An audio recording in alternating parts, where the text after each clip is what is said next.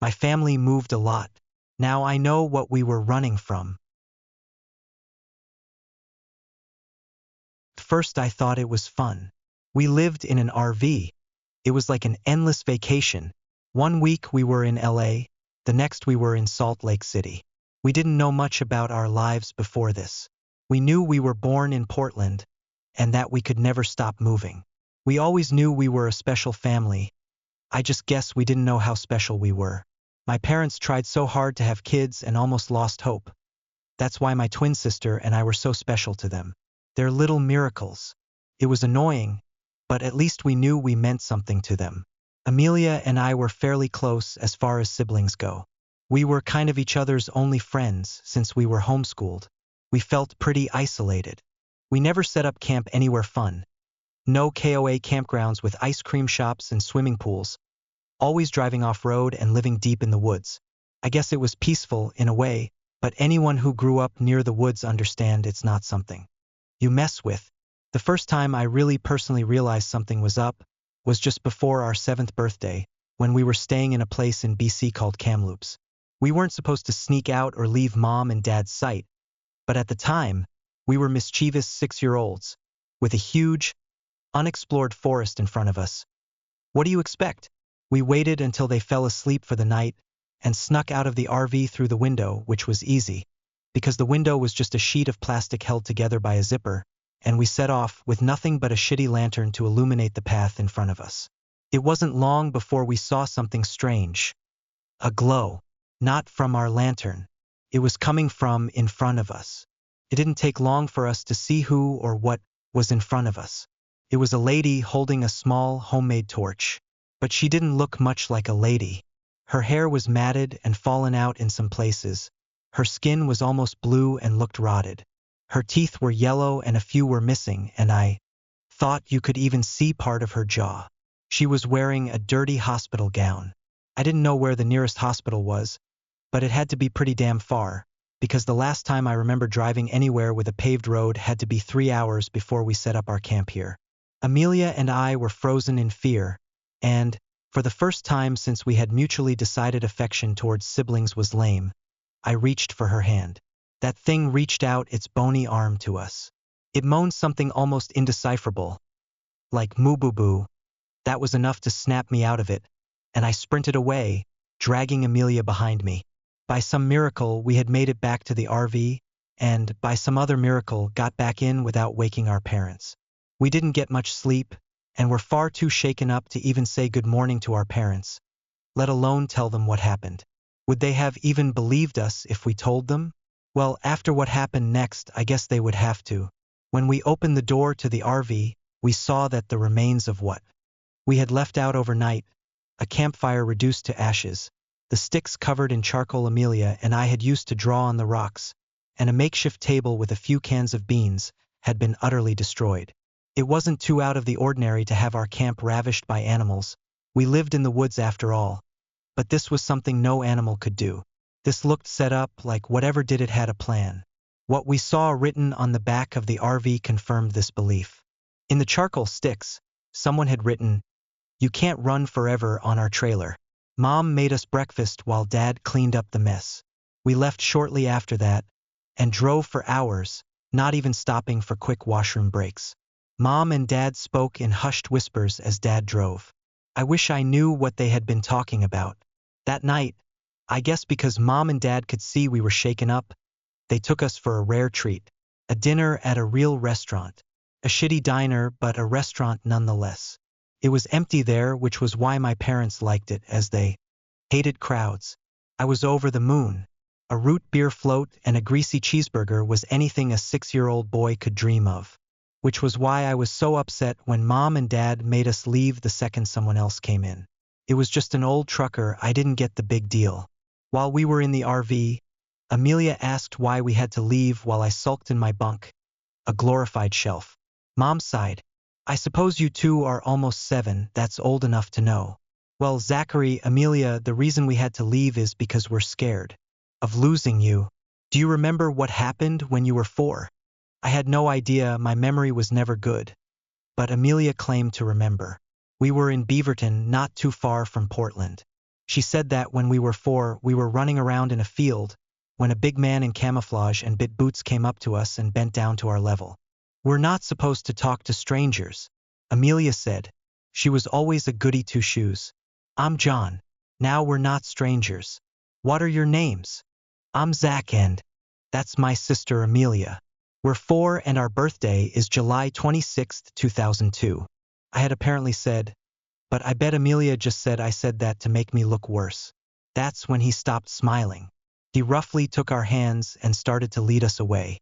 Let's go somewhere fun, Zach and Amelia. I need to take you someplace else. My mom got teary. That's right. If your dad and I hadn't caught you just before you left, we probably would have never seen you again. I took you to someplace safe and your dad, well, your dad dash. I shot that son of a bitch. In the leg. Hope he had fun crawling back to his house. He said coldly. Amelia and I shot each other glances. Okay, Daddy.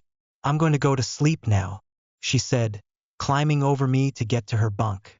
That night we stopped somewhere for the night. I forgot where, probably near the interior of BC or maybe Alberta. I looked out the little plastic window, and I saw her.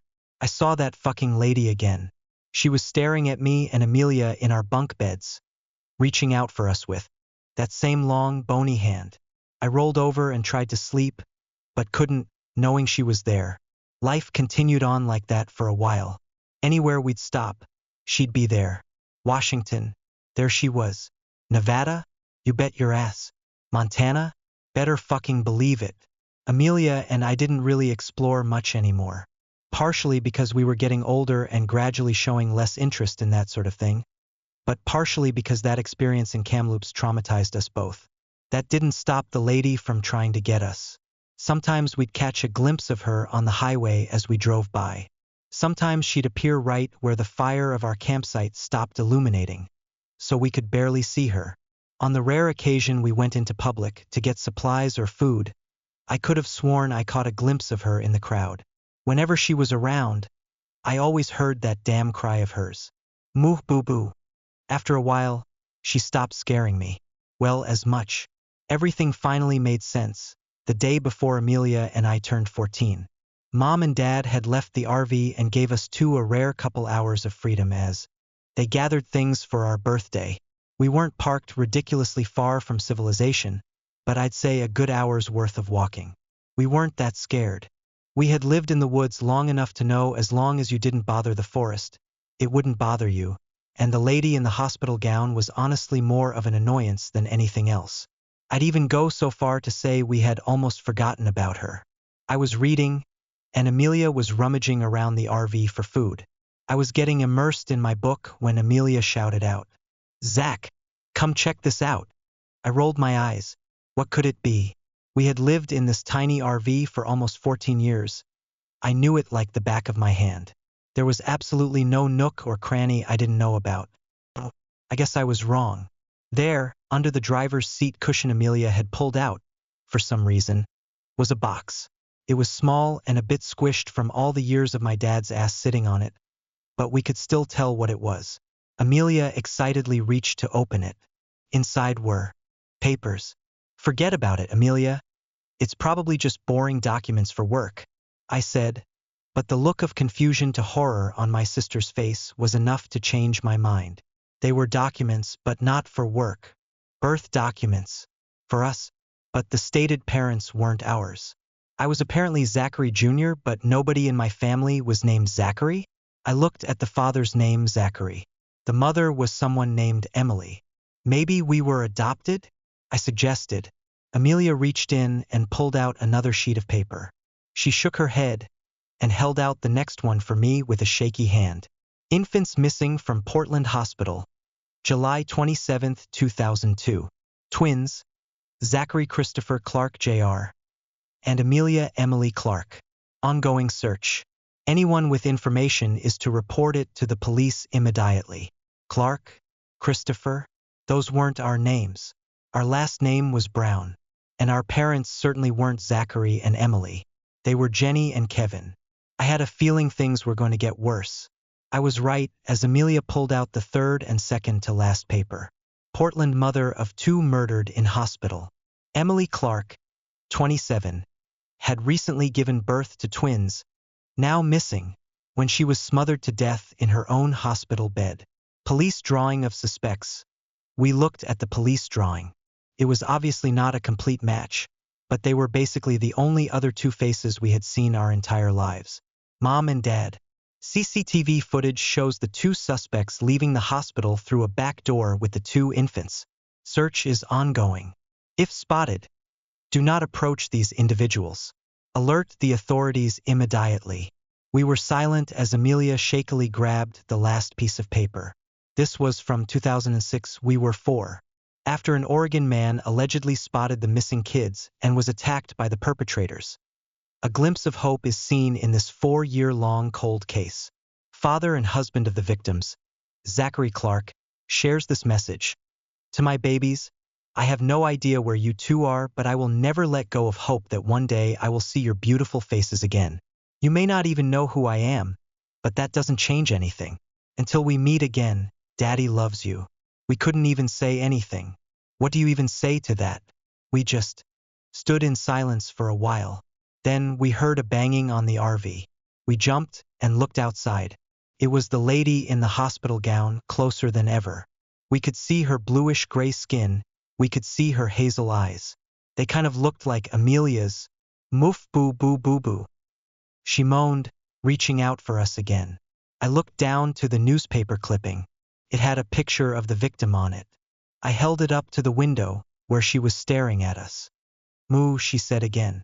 Moo boo boo. My baby. All this time, she had just wanted her babies. Amelia stepped out of the RV. I was scared at first, but this day couldn't get any crazier, so I followed. Mama? She asked, tears in her eyes. Boo boo, she said, reaching her bony hand out once again, but she didn't run. She let her touch her face, as she gently rubbed her hand across her cheek. She did the same to me, but then pointed in the direction of the nearest town. Juge, go, she said. Go? Why? Amelia asked. Dada, our mother croaked. Dad, Zachary Sr., was he still alive? After all this time? We have 2 hours until Mom and Dad. Amelia cut herself off. They get back. Let's go. Quick. Although we really didn't have any idea how to get to the town, we somehow knew. Like someone was guiding us. We busted into the sheriff's office, probably looking awful. First came the questioning. Then the DNA testing. Then they looked for our parents. Then they arrested my parents. Then the news stories. And the interviews. Then we were flown out in a plane, my first plane ever, to Portland. To meet our dad. We were quite the story. They called my parents the wretches of the woods. They thought of them as evil witches, who stole us and hid us deep in the woods. I guess they were right, in a way. It was weird seeing them behind bars, serving life sentences, because after all, they raised us for nearly 14 years. But that's where they'll stay. No running, no hiding. There's nowhere to hide in a cell. He burst into tears when he saw us. We didn't. It was weird. He was my dad and all, but was he? I mean, I guess I met him when I was like a few hours old, but I just couldn't connect to him. It took a while, but we slowly got used to our new lives, in a house with a bed and our own rooms, not running from everything or living in the woods. It was peaceful, although most of the time I ended up sneaking into Amelia's room because after all this time I still couldn't be alone. One time, I got a knock on our window. We both woke up and saw the lady in the hospital gown outside. But she looked happier, less rotten, like she was complete again. Mama, I asked, could she stay? And I could live with the family I craved? Like she read my mind. She shook her head. I have to go. My babies, she said, reaching her hand out to us through the window as she slowly disappeared into the night. We never saw her again after that. But we always knew she was watching us. But this time we wouldn't run.